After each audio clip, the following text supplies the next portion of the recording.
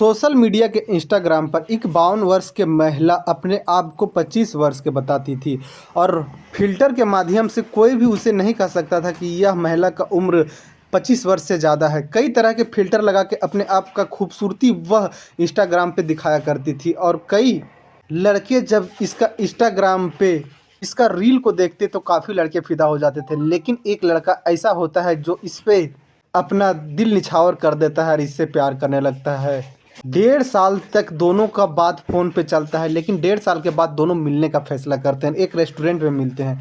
जब वह लड़का इस लड़की यानी यह महिला थी, इस महिला को सामने से देखता है तो उसके पैरों तले ज़मीन खिसक जाता है। उसके बाद वह लड़का के दिमाग में आता है कि 1.5 साल के जो मेरा टाइम जो इसके साथ गुजरा है उसको कैसे चुकता किया जाए। और वह लड़का फिर एक दूसरा दिमाग लगाता है कि इससे क्यों ना पैसा झटका जाए। उससे 1.5 लाख रुपए पैसा झटकता है। जब वह महिला इससे शादी करने का दबाव बनाने लगती है तो वह लड़का फिर उसको मौत का नींद सुला देता है। कहानी को पूरा सुनने के लिए वीडियो पर बने रहे। हाँ तो नमस्कार, आप देख रहे हैं रियल क्राइम और मैं आपके साथ रंजीत गुप्ता। अगर हमारा मेहनत पसंद आए तो वीडियो को लाइक करें और चैनल को सब्सक्राइब करें। यह कहानी यूपी की है।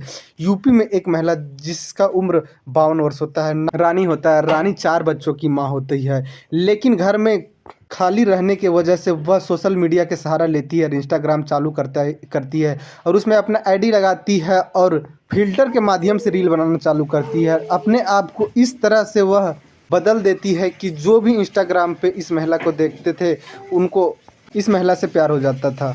यह महिला फिल्टर के माध्यम से अपना 52 वर्ष का उम्र 25 वर्ष के दिखा रही थी, यानी कि वह अपना जो 25 वर्ष का खूबसूरती थी वह फिल्टर के माध्यम से इंस्टाग्राम पर दिखा रही थी। और इसका जो रील था वह अक्सर एक लड़का देखा करता था जिसका नाम अरुण होता है। अरुण 25 वर्ष का लड़का होता है और इसका हमेशा रील देखकर वह इस महिला के ऊपर फिदा हो जाता है।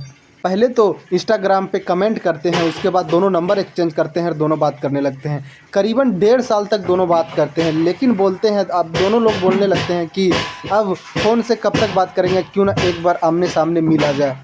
यह बात लड़का 1 साल से बोल रहा था, लेकिन लड़की हर बार टाल दे दिया करती थी। और एक बार 1.5 साल बीतने के बाद लड़का रिजेक्ट होता है और लड़की जो महिला थी वह बोलती है ठीक है मैं तुमसे मिलने के लिए तैयार हूँ। और एक रेस्टोरेंट का नाम बताया जाता है, उस रेस्टोरेंट में लड़का लड़की मिलने के लिए तैयार हो जाते हैं। लड़का सही वक्त पे आकर और रेस्टोरेंट के एक टेबल पे बैठ जाता है और उस महिला का इंतज़ार कर रहा था। वह महिला आती है और बगल वाला कुर्सी पे बैठती है, लेकिन वह लड़का जो अरुण था वह बोलता है कि मैं किसी और के लिए यह टेबल रखा हूँ, आप कहीं जाके और बैठ जाएं। तो फिर वह जो महिला थी वह बोलती है कि आप किसका इंतज़ार कर रहे हैं। अरुण बोलता है कि मैं रानी नाम के एक लड़की का इंतज़ार कर रहा हूँ। वह जो महिला थी वह बोलती है मैं ही हूँ रानी। वह जब अरुण देखता है रानी के तो उसके पैरों तले ज़मीन खिसक जाता है। अपने आँखों पर विश्वास नहीं होता है जो वह इंस्टाग्राम में देख रहा था और जो वो आँखों के सामने देख रहा था, दोनों में आसमान ज़मीन का फ़र्क था। लेकिन अरुण उस टाइम अपने आप का आपा बचा के रखता है और उस महिला से बात करने लगता है। लेकिन अरुण मन ही मन कुछ और सोच रहा था। उसके मन में चल रहा था कि इसका उम्र जो इंस्टाग्राम पे था और जो इंस्टाग्राम पर यह दिखती थी वह सामने से नहीं दिख रही है। यह काफ़ी उम्रदराज लग रही है और ये बाल बच्चेदार भी लग रही है। और वह जो महिला थी वह सिंदूर भी लगा के आई हुई थी। अरुण समझ जाता है कि यह शादीशुदा है और हमें झांसा में फंसा दी है। अब अरुण सोचने लगता है कि इसके साथ क्या किया जाए। फिर अरुण को पता था कि यह महिला पैसे वाली है। वह अरुण बोलता है कि ठीक है मैं फिर कभी मिलूँगा। उसके बाद वहाँ से दोनों लोग अपने अपने घर चले जाते हैं। उसके बाद अरुण एक बार फ़ोन करता है इस महिला के पास और बोलता है कि हमें कुछ पैसे की ज़रूरत है, मैं मुसीबत में हूँ, हमें पैसे दो, मैं कुछ दिन में लौटा दूँगा। वह महिला से अरुण 1 से 1.5 लाख के आसपास लेता है और लेने के बाद अरुण अपने कुछ काम में खर्च कर देता है।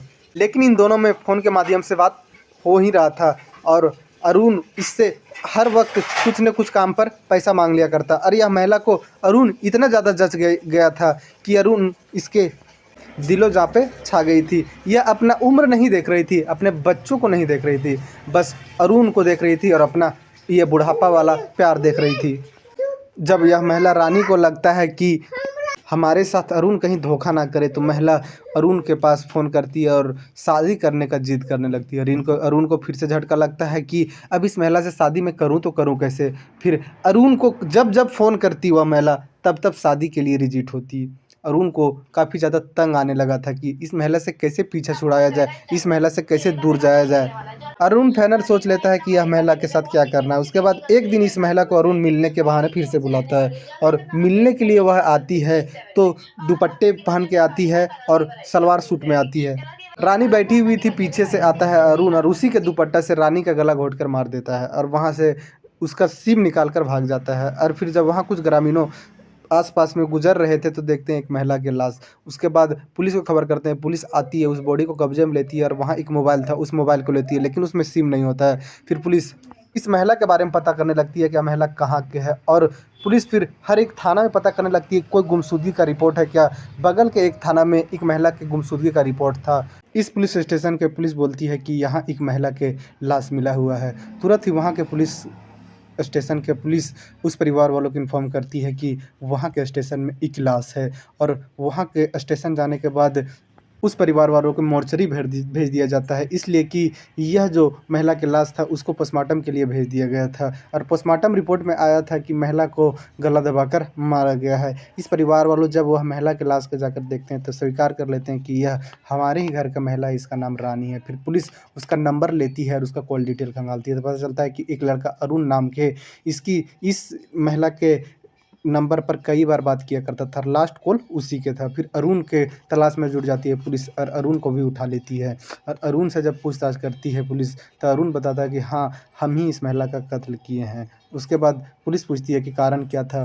अरुण बताता है कि इंस्टाग्राम के माध्यम से हम दोनों का बातचीत होने लगा था और दोनों प्यार करने लगे थे, लेकिन फ़िल्टर के माध्यम से यह जो महिला थी वह अपना उम्र जो इंस्टाग्राम पर 25 वर्ष दिखा रही थी, जिस झांसे में हम आ जाते हैं और इससे बात करने लगते हैं और हमें भी प्यार हो जाता है। जब हम दोनों एक बार मिलते हैं एक रेस्टोरेंट में तो जब आमने-सामने देखते हैं तो हमारा होश उड़ जाता है कि यह इतना उम्र के महिला के साथ हम प्यार कर रहे थे। आज हमारा 1.5 साल से बातचीत हो रहा था। उसके बाद मैं वहाँ से मिलकर चले आता हूँ, लेकिन सोचता हूँ क्यों ना इस महिला से पैसा झटका जाए और यह महिला से मैं कुछ काम की वजह से 1.5 लाख रुपया माँगता हूँ और यह महिला जब हमें शादी के लिए उकसाने लगती है और हमें शादी के लिए दबाव बनाने लगती है तो हम तंग आ जाते हैं और फिर सोचते हैं क्यों ना इस महिला को मार दें।